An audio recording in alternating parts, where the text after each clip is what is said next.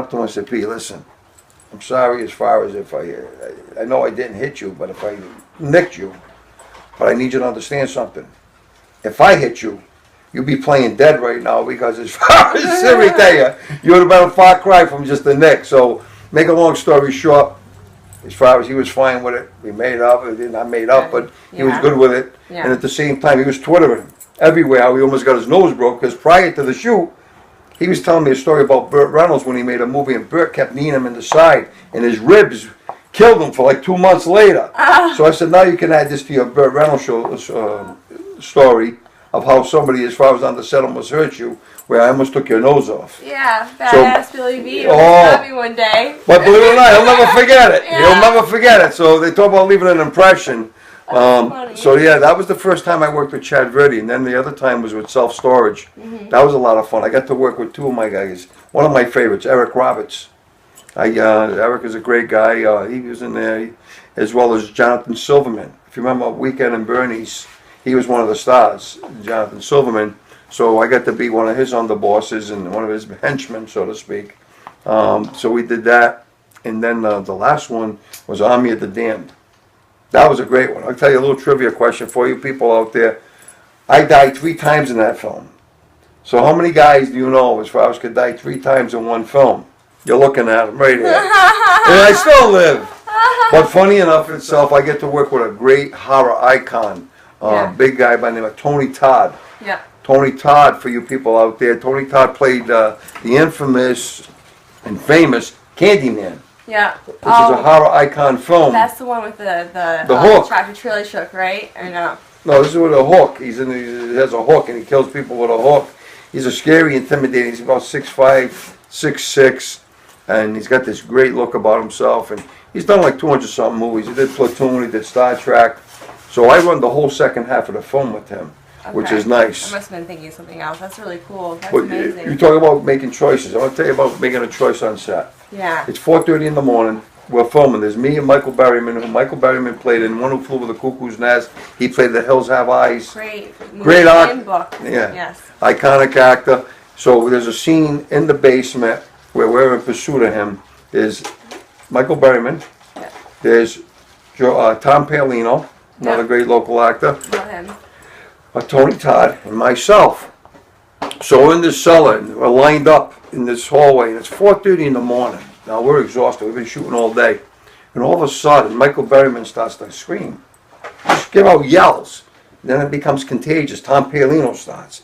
Tony Todd starts, so I start. Everyone's like getting screaming like, get up just to get the adrenaline flowing in our bodies at 4:30. Yeah. So we get it going. Do you have coffee? No coffee, no nothing. So that's rough. Well, the director yells, Tommy yells action. All of a sudden, Michael Berryman takes off. He's shooting at us. We're in pursuit of him. So first goes Tom Paolino. Yeah. Then there was Tony Todd, and then comes me. Really And we still finally yelling? corner him. Oh. No, but we're in the middle of the scene. Oh. So, okay, we do it that way, the first time. Now we go back, we're doing a second take. Sure enough, we all line up the same way. This time I said, I run by the first take, this wall. It was made out of sheetrock.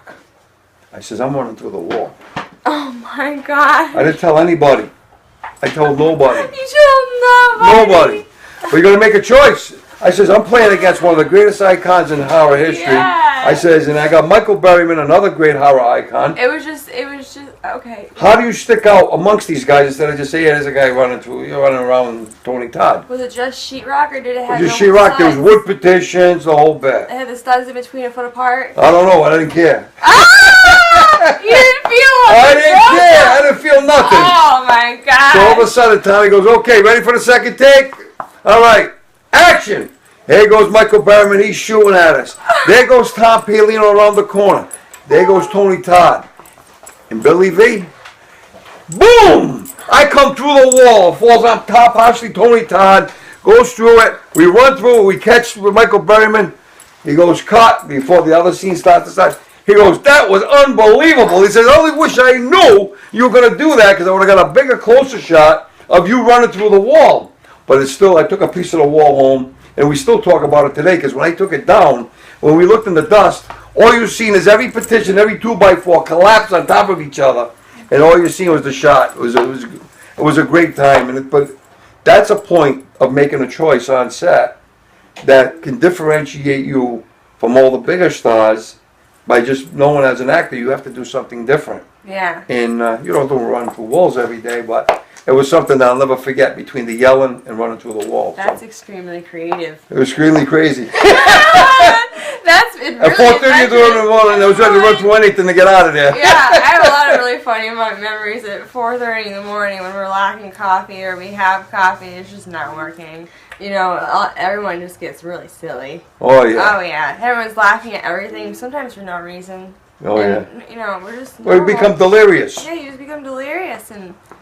Oh boy. And you run through walls. That's hilarious. I'm glad they still, were filming through that whole thing because that's epic. Oh yeah, that was. That is so funny. I just can't get past that right now. The visuals I have, that's amazing. Well, but that movie itself. I remember that part, I believe, now that I think about it, because I had to think back, because that's the one that premiered. Yeah, that was the one we had as the a red showcase. Poster and the black poster, and there was, the showcase cinemas, and it was, I went there.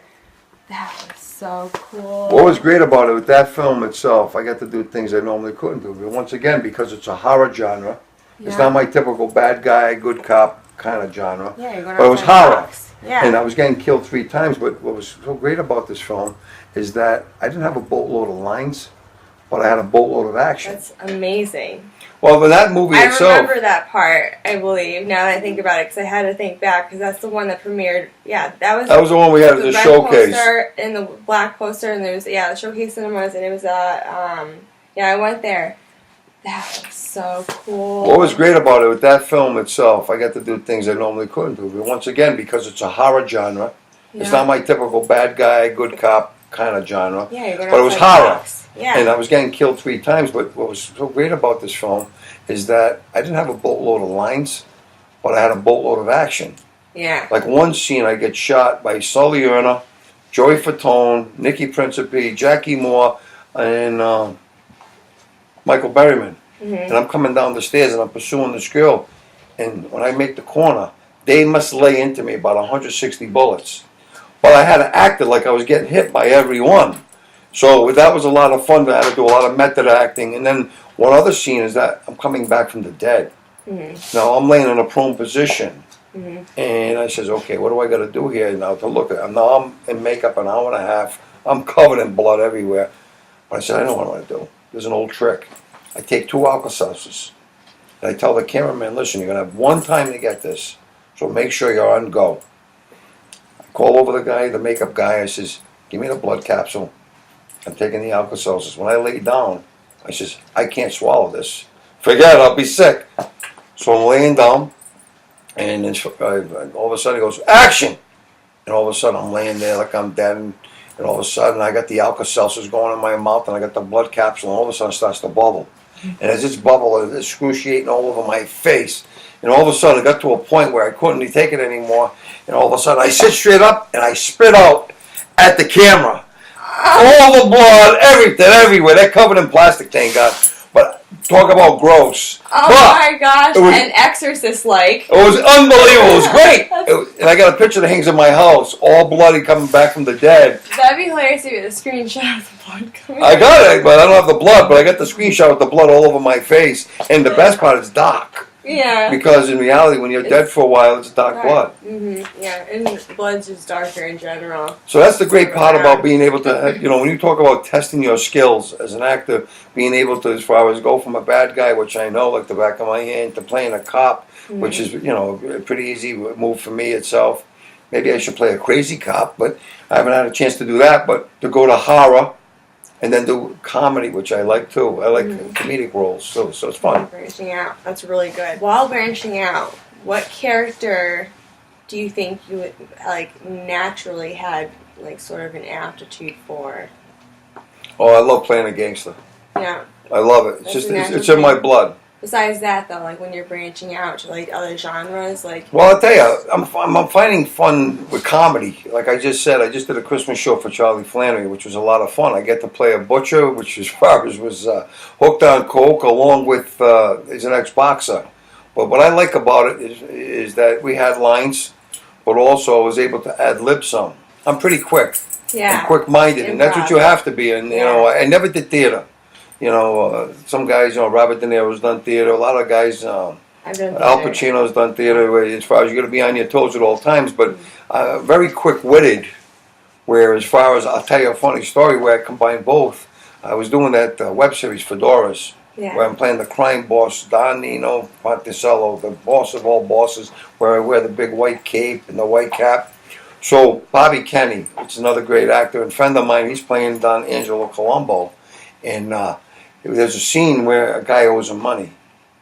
So he goes up to him. Bobby has a half a finger, an index finger. So he's in the middle of the scene. He goes to the guy, okay, listen, I want my money next week. You understand? I'm giving you 2 weeks, he goes. 2 weeks I'm giving you to give me my money. I went, cut, cut, cut. He said, what's the matter? I said, cut. I said, Bobby, when you do that scene again, go, hey, listen, I want my money. And since he has a half a finger, I said, you're giving you a week and a half. I'm giving you a week and a half instead of 2 weeks, since he has half a finger instead of 2 fingers. They went crazy, you know what I mean? It was just something funny. And that's great. It's just, you gotta be fast, you gotta be sharp, and that's what I'm exploring now, the comedy side of things, because number one, I'm a little insane. I'm a little off the wall, which I have fun with. Me too. Yeah. Yeah, I guess why we get along so much. Yeah, I guess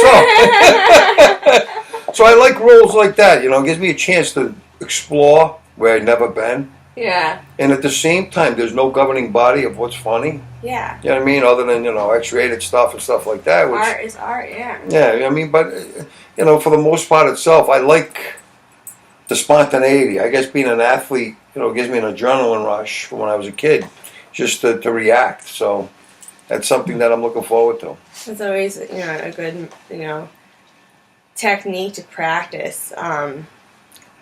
I like to, a lot of the time, to practice that a good way. I've found just, you know, I don't necessarily have to put this in the video, but it's like when you're, you know, in the car, what I like to do, you may do this already, but it's like when a song comes on, like a classic song, it's like, I don't know, like the song will come on and I'll just fill it in with different words. I can make it just about something completely different. Like, say I just went through something really frustrating.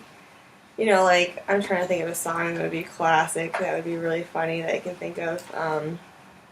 But anyways, it's just, it's fun to do that and just make it about that situation and just sort of make fun of it, you know? Well, you know what I do? When romantic songs come on in the car, I take my clothes off. So I mean... Yeah, right. You know what I mean? I put a Snuggie on and the cop says, what are you doing? Oh my God. So I'm lonely, buddy. You know what I mean? You want to cuddle? I'm in a romantic mood. I'm an actor. You can tell I'm in a love scene here. I can't keep my hands on the wheel. Oh my God. That's ridiculous. Yeah. You're funny. Oh. Oh my gosh. So, speaking of all these people that you know in the acting business that are very notable and interesting and whatnot, you also like old classic automobiles like Rolls-Royce. So, can you tell me a little bit more about that? Those are my hobbies, but I'm going to tell you one more scene before we go to the cars. I got to tell you a story when I did the movie The Fighter with Mark Wahlberg and Christian Bale. You talk about how anything can happen on set. Funny enough itself, David O. Russell was the director, and I play a Lowell police officer. At first I did some background, and I did a scene with Mickey O'Keefe along with Mark Wahlberg. I'm sitting in the donut scene. So we get done shooting that. So David O. Russell's sitting at the table, which I don't advise everybody to do this, but I just coincidentally happened to be sitting at the table where David O. Russell happened to come and sit at. So I turned the seat around and I sit down and I got a goatee on and I get the Lowell police officer on. So David says, so I turn to him and I say, so what do you want to do now, boss? He looks at me. Now, I really didn't know David O. Russell at the time. He turns to me and says, what do you want to do? What do you want to be? I said, I want to be an actor. He says, really? He says, this business is a crazy business. I says, listen, I want to be an actor. That's what I want to be. He says, well, okay. He says, you sure? I said, sure. He says, oh, we called over, I think his name was Alex or Wes or somebody, his assistant. He says, is so-and-so coming back for that scene Thursday? Now, this is going on over my head. He says, no, I don't think he's going to make it. He broke his foot or whatever. He says, really? So all of a sudden, he looks at me. He goes, kid, shave that goatee. Go get a haircut. And go to wardrobe. I'll see you Thursday. You're an actor. That's great. What are you talking about? Right? So I show up on Thursday. I go to wardrobe. Now I go from a Lowell police officer. There's another trivia thing. I played 2 roles in the same movie. Lowell police officer to playing a Bellwricker correctional officer. Wow. I show up at Bellwricker that next day, on that Thursday, go to wardrobe, change up, and I end up getting a scene. It was me and the kid. I had lines, I'll never forget it. I have to do a strip search scene with Christian Bale. Whoa. So I said, wow, are you kidding? But the kid that originally wasn't going to make it, he wasn't going to miss this for anything. He showed up. As far as he came all the way from California, so at that time Dave was going to make a decision, but he said, you know what, I already promised you, and you already had the scene, so you're both going to do it. So we end up both doing the scene. We both had turns as far as with Christian Bale doing the scene. I walk him in, tell him bend over, pulls his pants down, and I'm looking at him and I go, look forward to seeing your HBO movie tonight. It was about Dickie Eklund, you know what I mean? And about his brother Mickey Ward, the fighter. And so I get to do a scene, which didn't make the actual movie, but made it to the deleted scenes with Christian Bale, which was great because to me, as far as to be able to do a scene number 1 with a guy that won an Academy Award for the same movie, and I happened to work that scene with him, was invaluable for my career as well as we had outside conversations, Christian and myself, and you're not lying. And yeah, but even more so to be able to do that kind of intimate scene. But I'll never forget that David O. Russell doing that to me, as far as on that, because he did that to me also with the movie American Hustle, which I all of a sudden he sees me, he knows who I am now. We're friends. Yeah. And when I'm on set, like I was in that movie as far as American Hustle as an FBI guy. And all of a sudden he sees me, he goes, Billy, come here. He says, here's what I want you to do. I want you to walk Amy Adams down the hall, stop in front of as far as here, at this point here, in front of all the FBI files, then take her, open the door, throw her in the room, and as far as close the door on her and stand there. Now, mind you, I was just supposed to be FBI task force as far as I was doing featured background. He takes me and puts me in as far as doing a whole scene with Amy Adams, which was in The Fighter as well. But even more so as far as American Hustle, which was a great cast once again with Bradley Cooper and Christian Bale. Yeah. And he gives me an opportunity to do that scene. When the movie came out, unfortunately, they only showed the backside of me, but I drove her into the room. But it was a great experience. But my point is that you never know what's going to happen on set. And sometimes, the definition of luck is where preparation meets opportunity. Yes, definitely. So that's where I am. All right, so speaking of antiques, I love antiques. Do you collect any other kinds? Oh yeah. First of all, I like, I'm a pretty deep guy. I like depth. I like workmanship, craftsmanship. I appreciate beauty. So, I was very attracted to antiques at a very young age. But I have quite an extensive collection. I collect bronzes and things of that nature. But I'll tell you a really unique story. You talk about very different. I happen to be, they say when you go antique hunting, where do you got to go? Go to the stores that say antiques. No, I don't go there because they already found it. So Ty Cobb said it best, one of the greatest hitters in baseball. How'd you become such a great hitter, Ty? He says, I hit it where they ain't. So I go where everybody at least expects to go. So one day I was on Governor Street. I have one of my attorneys on Governor Street, and I stopped by a Salvation Army store. And I walk in, and funny enough itself, on the way out, I was looking, just bought a painting. One of my friends owned a mansion down in Bellevue Avenue in Newport called Belcourt Castle. It was an actual castle. And she was selling off. So she gave me the privilege of coming in and saying, listen, if you'd like to buy something, just own something from my castle, come on. So I go in and I buy this 5-foot painting of Emperor of Austria, which hangs in my library in my home. And I was looking for something that go next to it. Yeah. And I don't know if I wanted a vase or a light. Yeah. So I'm in the Salvation Army and I'm walking out and I see this vase. It was like this, all silver, looked like a silver and a pewter mix. And it was very detailed. And I looked at it, and I looked at the bottom. It said $19.99, $19.99. I said, should I buy it? Should I buy it? But it's very detailed. I could see a little inscription on it. And I said, you know what? The hell with it. I smoke as far as a day cost me as far as $10 a day just to smoke cigars. Maybe sometimes more if I smoke two. Yeah. I says, I'll buy it. And the worst thing that happens, I'll use it as an ashtray. Yeah. So I take it home. And I'm looking at it, and I put it. It looks great next to the painting I just bought from Newport as well. And I subscribe to one magazine at my home called the Rob Report. I don't know if you've ever seen it. It's a high-end publication. I collect watches, and you collect automobiles. It has islands, private jets. It's a high-end publication. It costs you $9 just to buy the book. So I'm sitting there, and I'm going through this publication, and right next to the picture I just bought with the cup at the time of the urn, in page 14, there's a picture of a cup just like mine. I come to find out it's now a cup, not no longer an urn. Wow. And a description from an auction that just sold for $31,050. Oh my gosh! I looked at the cup. I looked at the paper, the magazine. Look at the cup. Look at the magazine. Look at the cup. Look at the magazine. I says, "Can this really be?" So I get on the phone and I call a friend of mine, Steve Fusco, that worked for the Antique Roadshow. And I said to him, Steve, listen, I just found something. You got to see this. He says, come and see me Friday. This is on a Tuesday. I said, oh, I'm coming tomorrow morning. Forget Friday. So sure enough, I go there, and he says, what do you got? I take it to him. He looks at it, and I give him the magazine. He calls it up on the computer. They have a backside to the auction houses, and sure enough, there's 26 pictures of the cup, which, as far as the urn, and it has all the markings, the base, what it's made out of.